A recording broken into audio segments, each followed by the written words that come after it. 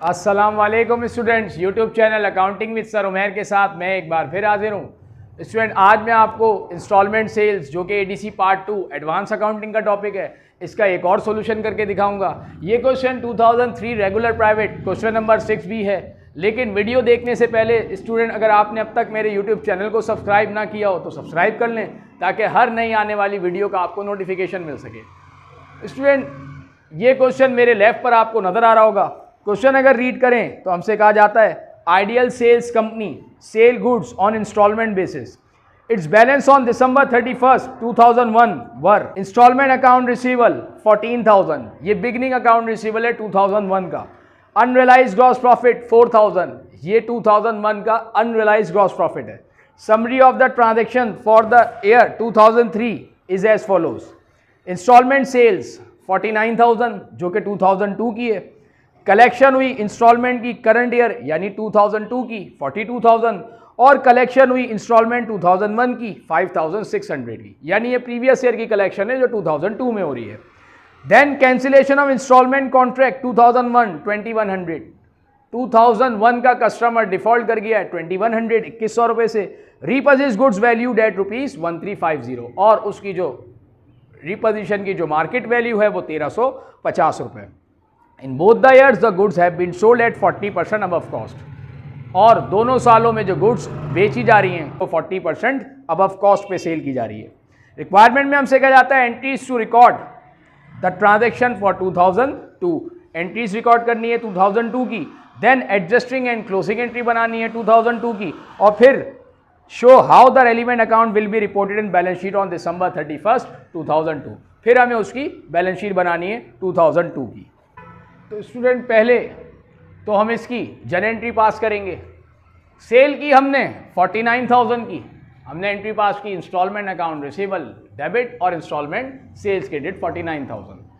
Then 2001 की 5,600 और 2002 की 42,000 कलेक्शन हमें रिसीव हुई, हमने उसकी एंट्री पास की। Cash debit 47,600। Instalment account receivable 2001 का कलेक्ट हुआ 5,600 और 2002 का कलेक्ट हुआ 42,000। ये तो जन एंट्री पास हो गई। अब हम इसकी बनाएंगे एडजस्टिंग एंट्रीज। तो एडजस्टिंग एंट्रीज के लिए स्टूडेंट हमें यहाँ पर कॉस्ट गिवन नहीं है।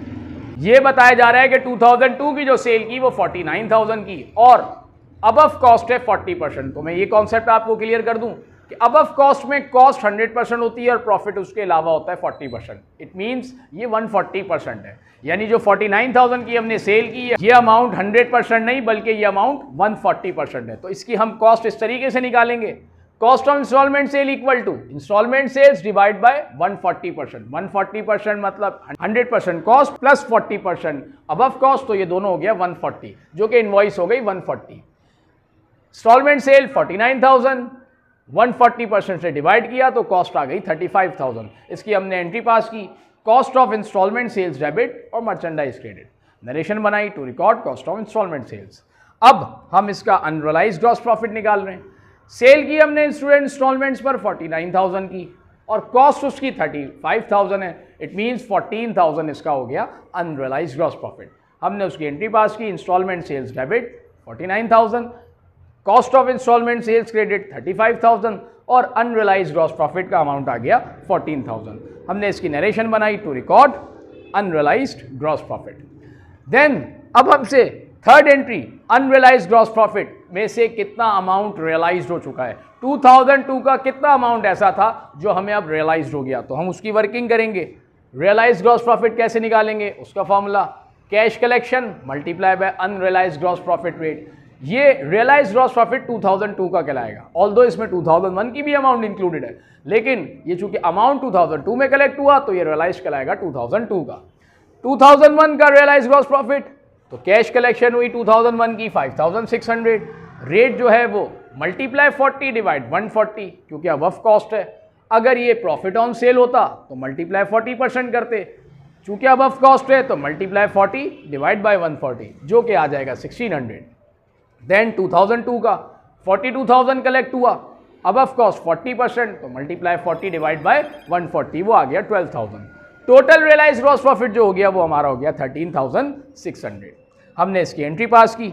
Unrealise gross profit debit 2001, unrealise gross profit debit 2002 1600 और 12,000 से, और जो टोटल रियलाइज हो गया ग्रॉस प्रॉफिट हमें वो हो गया 13,600। उसकी हमने एंट्री पास की, आरजीपी को हमने क्रेडिट रिकॉर्ड किया, नरेशन बनाई to adjust realise gross profit. अब हम रिपोजिशन का काम करेंगे, क्योंकि 2001 का एक कस्टमर डिफॉल्ट कर रहा था, तो अब उसकी अब रियलाइजेशन की वर्किंग करेंगे। इंस्टॉलमेंट अकाउंट रिसीवेबल 2001 2100 जो कि कैंसिल्ड का अमाउंट है, और इसमें जो प्रॉफिट परसेंटेज है वो चूँकि 40% है, तो हमने अनरियलाइज ग्रॉस प्रॉफिट उसका निकाला 2100 मल्टीप्लाई बाय 40 डिवाइड बाय 140 जो कि आ गया 600। ये माइनस किया हमने तो बुक वैल्यू आ गई उसकी 1500, और जो मार्केट वैल्यू है गिवन इंस्ट्रूमेंट वो है 1350 रुपये। इसका मतलब मार्केट में वैल्यू कम लग रही है जबकि बुक वैल्यू ज़्यादा है। इट मीन्स 150 रुपये का हमें इस पर लॉस हो गया, जिसे हमने नाम दिया लॉस ऑन रीपोजिशन। अब हम इसकी एडजस्टिंग एंट्री पास करेंगे। रीपोजिश मर्चेंडाइज डेबिट हो गया क्योंकि मर्चेंडाइज हमारे पास वापस आ गई, एसेट्स इंक्रीज हो गया 1350 से। अनरियलाइज ग्रॉस प्रॉफिट का अकाउंट क्लोज कर दें क्योंकि ये अमाउंट अब हमें रियलाइज नहीं हो सकता। अनरियलाइज ग्रॉस प्रॉफिट डेबिट किया 600 से। लॉस ऑन रीपोजिशन जो कि था हमारा 150 का, इसे हमने डेबिट किया 150 से। और इंस्टॉलमेंट अकाउंट रिसीवेबल 2001 का अमाउंट जो कि अब हमें रिकवर नहीं होगा, कस्टमर डिफॉल्ट कर गया 2100 से, इसको हमने क्रेडिट कर दिया 2100 रुपये से। हमने इसकी नरेशन बनाई to record repossession on loss. अब हम इसकी क्लोजिंग एंट्री बनाएंगे। क्लोजिंग एंट्रीज में हम लॉस ऑन रीपोजिशन जो कि 150 अमाउंट था इसको क्लोज करेंगे।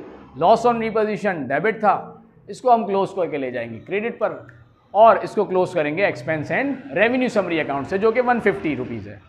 देन रियलाइज ग्रॉस प्रॉफिट जो कि हमने कैलकुलेट किया 13,600, ये 13,600 रियलाइज ग्रॉस प्रॉफिट रेवेन्यू है, इसकी क्रेडिट नेचर है, इसको क्लोज करके हम डेबिट ले जाएंगे 13,600 से। इसे भी क्लोज करेंगे expense and revenue summary account से। अब एक्सपेंस एंड रेवेन्यू समरी 13,600 है क्रेडिट साइड पर और डेबिट साइड पर है 150। इसका मतलब क्रेडिट साइड हैवी है 13,450 से। इट मीन्स कि हमारा प्रॉफिट हो गया।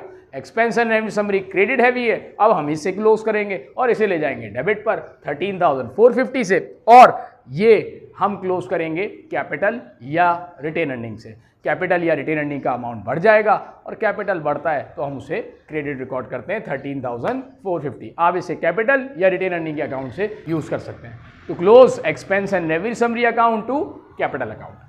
अब लास्ट रिक्वायरमेंट में हमसे कहा जा रहा है स्टूडेंट इसकी बैलेंस शीट बनाएं।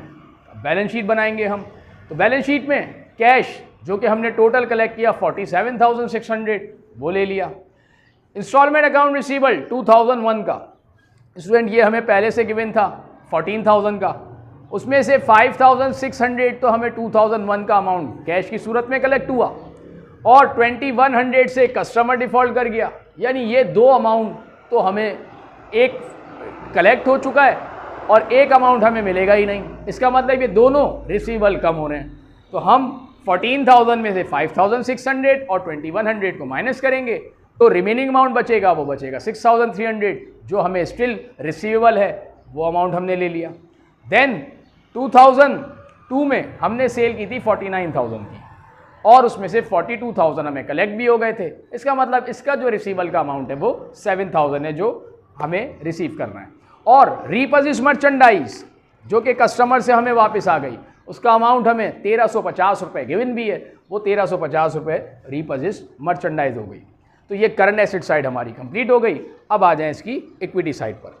तो अनरियलाइज्ड ग्रॉस प्रॉफिट जो कि लायबिलिटी होती है 2001 की यूजीपी हमें गिवन था 4,000, इसमें से 2001 का 1,600 तो अनरियलाइज्ड रियलाइज में कन्वर्ट हो गया। इट मीन्स अनरियलाइज्ड कम हो रहा है, और एक कस्टमर डिफॉल्ट कर रहा था जिसमें अनरियलाइज 600 का अमाउंट था, वो भी डिक्रीज हो रहा है, वो भी कम हो रहा है, वो भी इसमें से हमने माइनस किया। मतलब 4,000 माइनस 600 माइनस 1,600 दोनों माइनस किया, जो रिमेनिंग अनरियलाइज रह गया 2001 का वो रह गया अब 1,800, वो हमने यहाँ पर ले लिया।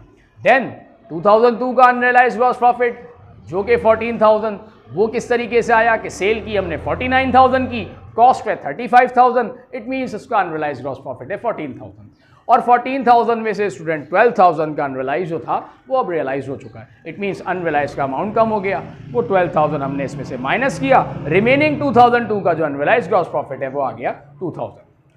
फिर जो नेट प्रॉफिट का अमाउंट था 13,450, इसको आप इक्विटी के नाम से रिकॉर्ड कर सकते हैं, कैपिटल या रिटेन अर्निंग अकाउंट से, जो कि आ गया 13,450। तो स्टूडेंट ये एक कॉन्सेप्ट था जो मैंने क्लियर किया।